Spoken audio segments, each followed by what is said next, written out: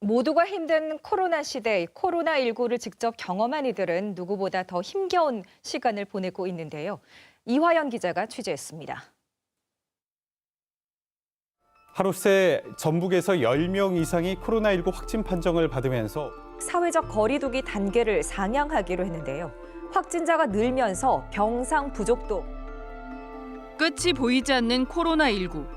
불안은 일상이 됐습니다. 어디 할부로 못 다녀요. 지금 노인복지관도 문을 닫았어요.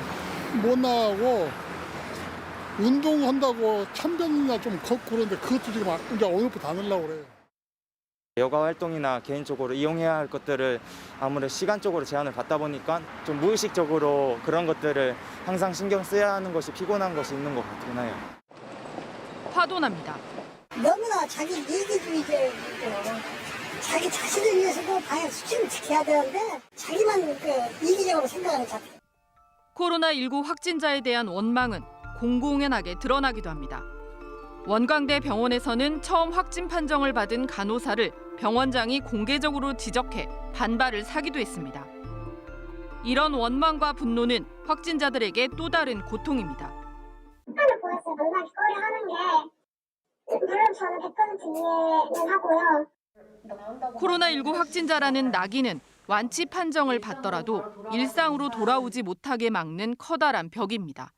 병원에서는 퇴원해도 괜찮다 격리 해제를 해주긴 했지만 제가 퇴원을 해서 그래도 일상생활을 그냥 일반 사람들처럼 하기가 좀 힘들더라고요. 대인기피증, 우울증, 불안에 시달리는 건 물론 확진 판정으로 괴로워하다 극단적인 선택을 하기도 합니다. 코로나19 확진자와 같이 식사했다는 이유로 자가 격리된 접촉자. 1차 음성 판정을 받았지만 불안은 여전합니다. 무엇보다 괴로운 건 가족들에게 미안한 겁니다. 제 건강은 솔직히 생각이 들지 않는 것 같아요. 저는 이제 제가 감당을 해내면 되는 건데 제가 아닌 이제 다른 사람들이 그러면 너무 이제 미안하고 피해가 될까 봐 그게 가장 우려됐습니다. 주변 시선이 두렵기도 합니다. 친구들이나 주변 지인들은 이제 힘내라고 위로도 많이 해주시고 격려도 많이 해주시는데 아무래도 얼굴이 보이지 않는 인터넷 넷상 네티즌들은 악플도 많이 다시는 것 같더라고요. 이런 걱정과 불안 탓에 정신 건강이 악화될 수 있습니다.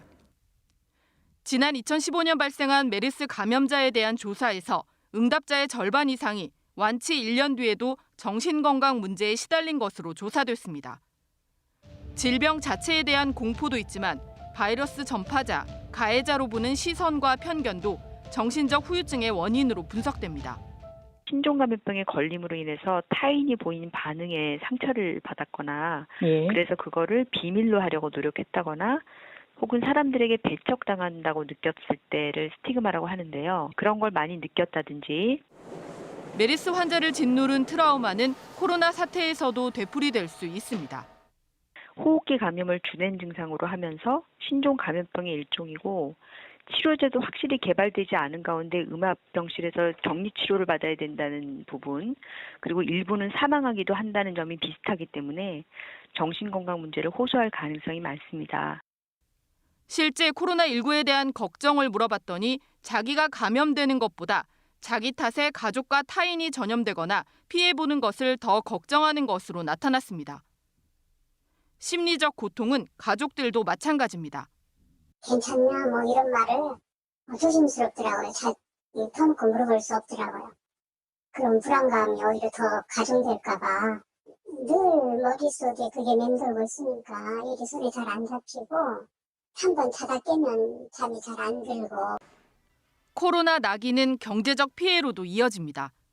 확진자가 다녀간 음식점은 한동안 손님들이 꺼려 타격이 더 커집니다.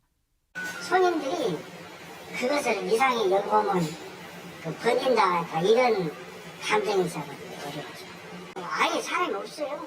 그 뒤로는 이렇게 하면 진짜 문 닫아야지. 직원들도 3분의 1로 줄였어요.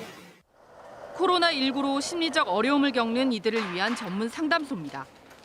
올해 문을 연 뒤 지난 10달 동안 접수된 정신적 피해 상담이 4,500건 넘습니다. 누군가에게 피해를 끼쳤을지도 모른다는 거에 있어서 굉장히 좀 지옥같이 힘들다. 차라리 내가 죽었으면 좋겠다라고 말씀하시는 분들도 있었고요. 나도 피해자이긴 한데 어쨌든 누군가에게 미안해해야 하는 상황이기 때문에 이제 그거에 대해서 억울함이나 아니면 또 화까지도 난다고 말씀하시는. 코로나19로 인한 정신적 후유증을 극복하려면 긍정적인 마음이 중요합니다. 잠깐 멈추고 재충전을 한다는 마음으로 운동과 수면 등 생활 리듬을 안정적으로 유지하는 것이 좋습니다. 주변에서는 확진자, 격리자가 느끼는 고립감을 줄여주도록 소통해야 합니다. 이 상황이 개인의 잘못이나 개인의 어떤 문제라기보다는 사회 전체가 겪고 있는 그런 사회 전체의 질병의 하나를 우리가 공동으로 대응하고 있다는 그런 인식을 갖도록 도와주는 게 좋겠습니다. 누구도 안심할 수 없는 코로나 시대, 내가 또는 내 가족 역시 억울하게 감염된 피해자가 될 수 있습니다. 원망과 비난보다 응원과 위로, 격려로 함께 연대해야 이 힘든 싸움에서 이겨낼 수 있지 않을까요? KBS 뉴스 이화연입니다. 네, 이어서 정상근 전북대병원 정신건강의학과 교수와 함께 자세한 이야기 더 나눠보도록 하겠습니다. 지금 화상으로 연결돼 있는데요. 네, 교수님 안녕하십니까? 네, 안녕하십니까? 네, 이 코로나19 확진자와 자가격리자가 겪는 심리적인 부담, 정신적인 후유증 참 큰 것 같습니다. 그런데 이러한 것들이 다른 감염병에서도 일반적으로 나타나는 건지 아니면 코로나19만의 특수한 상황인 건지 설명해 주실까요? 네. 뭐 간단히 말씀드리면 코로나19만의 특수한 상황은 아니죠. 역사적으로 보면 코로나 이전에도 흑사병이라든지 스페인 독감, 또 사스, 메르스 등 무서운 전염병들이 있었지 않습니까? 그런 전염병들은 우리 인류한테 불안이라든지 공포, 두려움의 대상이었죠. 그러다 보니까 그런 것들이 코로나19에도 마찬가지로 그런 현상이 일어나고 있는데요. 이 코로나19 관련해서 심리적인 부담이라든지 정신적 후유증의 원인으로 여러 가지 걸 생각을 해볼 수가 있겠습니다.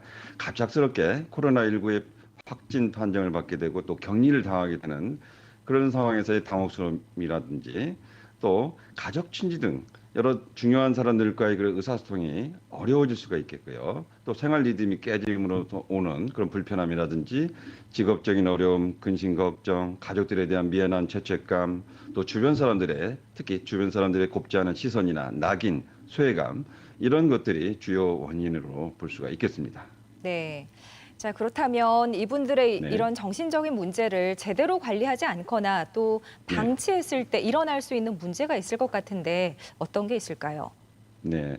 이제 코로나19 확진 격리되는 그 초기 단계에서는 불안이라든지 공포, 분노, 미움, 또 가족들에 대한 미안함, 근심 걱정, 또 불면증 이런 이제 급성 스트레스 증상들이 발생하기 시작하게 되는데요. 그런 증상들을 제대로 관리하지 않고 계속 방치하고 그게 누적이 되게 되면은 단순한 스트레스 증상을 넘어서 오히려 외로움이라든지 자책을 하게 되고 심각한 우울감이라든지 또 의욕이 떨어지고 무력감 등으로 인해서 심한 우울증까지도 생길 수가 있습니다. 또 어떤 경우에는 대인공포증, 대인기피증이라고 얘기도 할 수 있겠고요.